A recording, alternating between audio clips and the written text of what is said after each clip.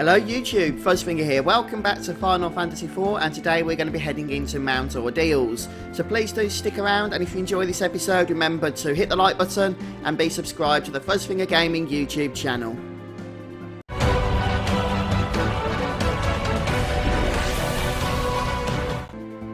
Now, at the end of the previous part of this series, I did recommend that you do a little bit of grinding on the zoo-type enemy monsters in the forest, using the Chocobo forest a little bit down south in order to heal up when necessary. So hopefully you should be good to go now. My party, just for comparison purposes, if you are following along with me, is at the following levels: 19 for the two mages and level 26 for Cecil. And they're all healed up with maximum MP as well. So we should be fully prepared for the challenges that lie ahead. We can basically just enter the mountain now and start exploring, as we would expect. The path is quite wide, so make sure you do get every nook and cranny as you make your way through this place, and it won't take long before we go ahead and reach a flame wall. Hopefully one of our mages will take care of this.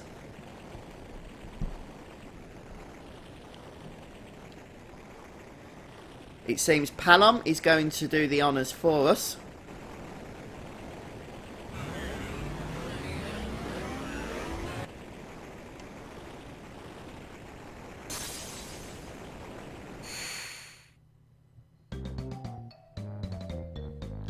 And he darn well wants to make sure we know about it as well.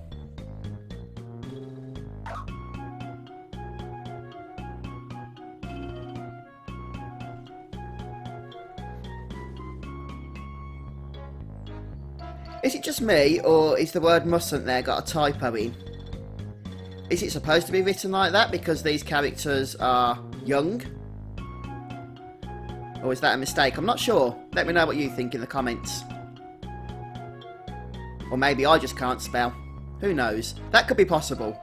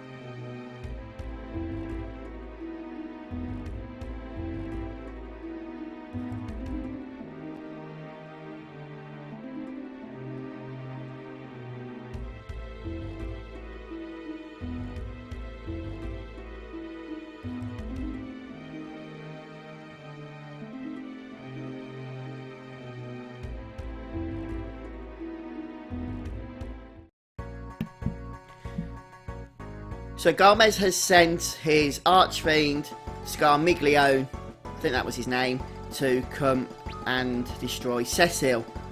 So no doubt we'll be encountering him in a little while. In the meantime, we're going to continue on with our exploration. Again, just making sure that every part of the map gets explored here. We're getting a chest here, which isn't that exciting. It's only got a potion in it, so we'll go ahead and grab it anyhow. And some of the enemies, namely the spirits here, are going to be weak to fire. So I need to take off auto battle because of flame rod.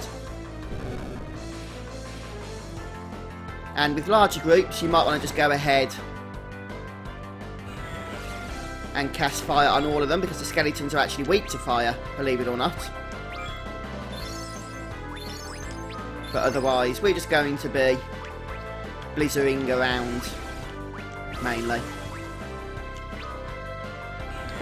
Whatever I just said then got Siri excited. Sorry, just going to have to close that down. Go away, Siri.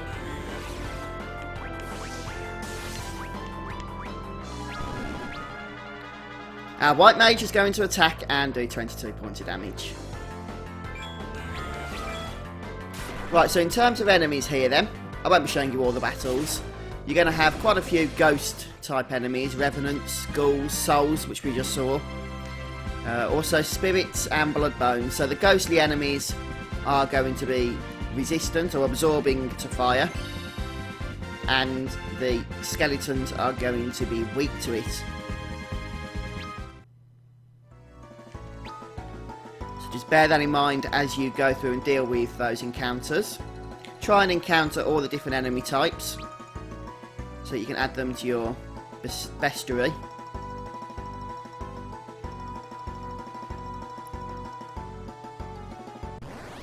And it's quite linear, this dungeon. I have just gone ahead and changed Parom's ability to the healing staff. Did we not get the 100% there? We've got 99. Oh, there's a bit in the corner we missed out of. There we go. We get 5 antidotes. Isn't that exciting? So moving on into the next area then. We're going to have the same type of enemy encounter, so we can continue to complete our lists here. We need to start by mapping out this southern section, which doesn't lead anywhere, before we head north. It turns out those antidotes are actually quite useful as well, since my team was all poisoned by the end of that last battle. And again, the path is quite wide, so you'll have to be going up and down as well as going to the side as you explore through it. So Cecil just levelled for me, and so did Param. Ashina, I guess, could come in to be quite a useful ability. Well, it will, in fact. And eventually we're going to encounter a cutscene as we move on up here. Just take care of these guys. Remember, you can just use fibre to take out the skeleton and ghoul type mobs.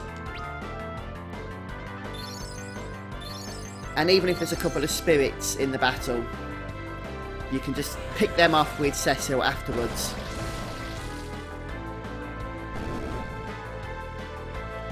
And as you can see, some of them do have quite a bit of health as well. But if you're going to try and do, say, Blizzard Art all, you're going to end up casting 3 or 4 blizzards just to kill them all. So it's really not worth it. And who's this fella? Somebody we recognised from before. It's Tellar.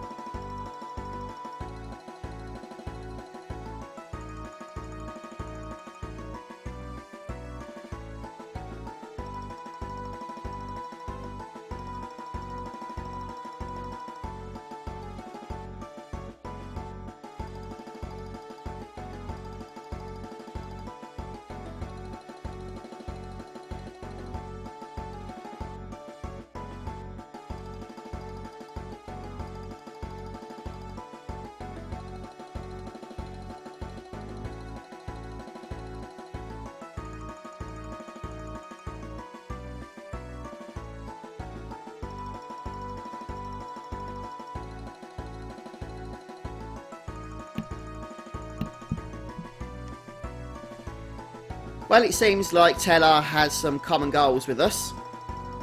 Namely, smacking Golbez around a little bit.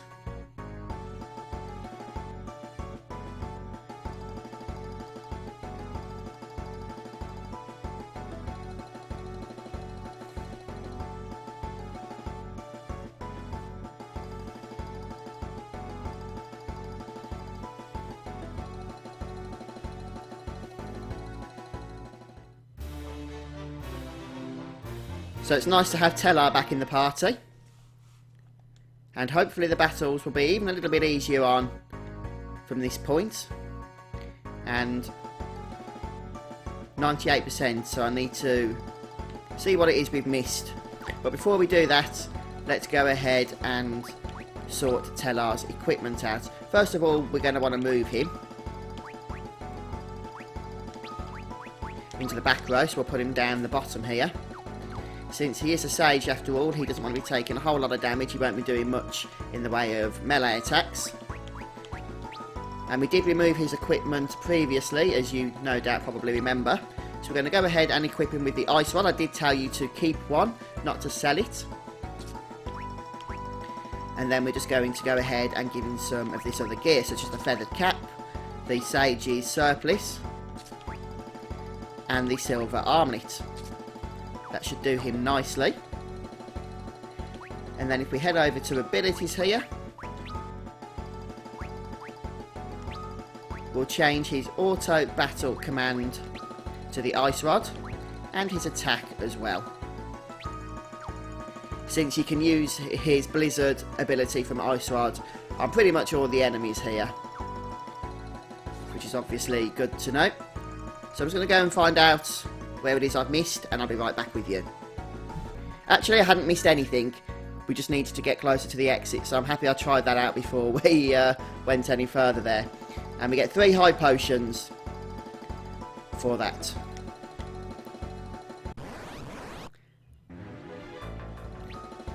Okay, so now we're in the next area, and I should mention first of all that you can actually encounter a creature known as Lilith, which is a rare encounter. You probably do want to do so to add it to your bestiary, but it can be quite a tough encounter because it hits you with all kinds of status effects. So just make sure you smack it around with fire in order to do the most amount of damage to it, and just try and kill it as quickly as possible. If in fact you do encounter it, you may not. So first things first, as part of our area mapping on this floor, we need to head west because there is an item we can go ahead and nab. So we are going to do that before doing anything else, in all honesty.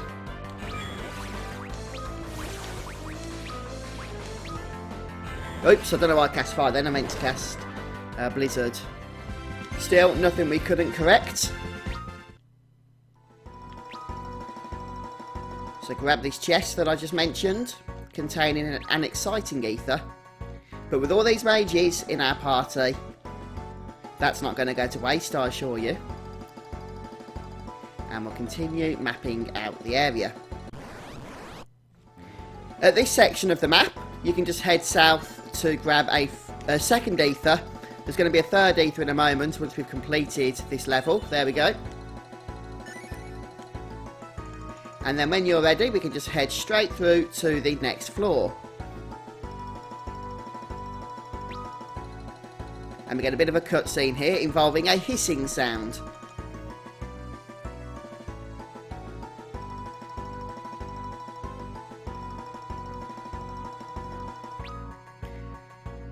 And we're going to start by heading to the east because we're going to be able to save our game, which is important because there's an upcoming boss fight.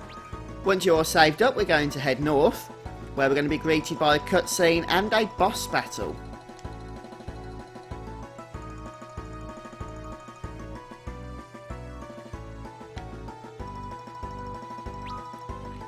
Well, there will be a boss battle in a moment.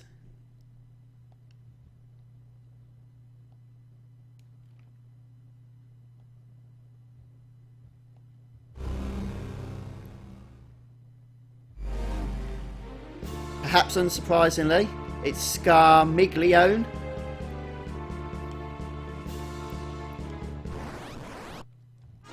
Now, this battle itself is quite easy, and everything here is weak to fire and cure.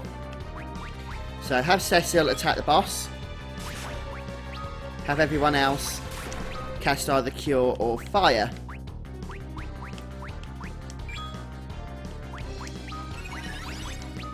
So we'll make sure that Tellar just casts fire really, cure really, onto the boss.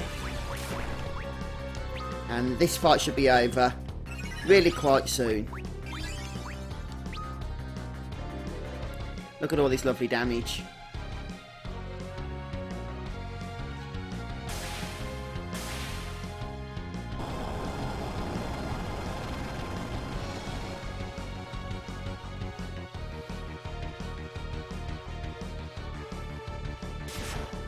And the ghouls will probably be taken care of in just a single round. If not, it won't be much more after that. There we go. Now, the reason why that fight was so easy was because there's actually a tougher fight coming up. But I'm going to finish the episode off here for today, guys, so thanks for joining me. Please don't forget to hit the like button if you've enjoyed this, and come back soon as we continue on with Final Fantasy IV and round 2 against Scarmiglio, a tougher round as well. Take care, guys. Bye for now.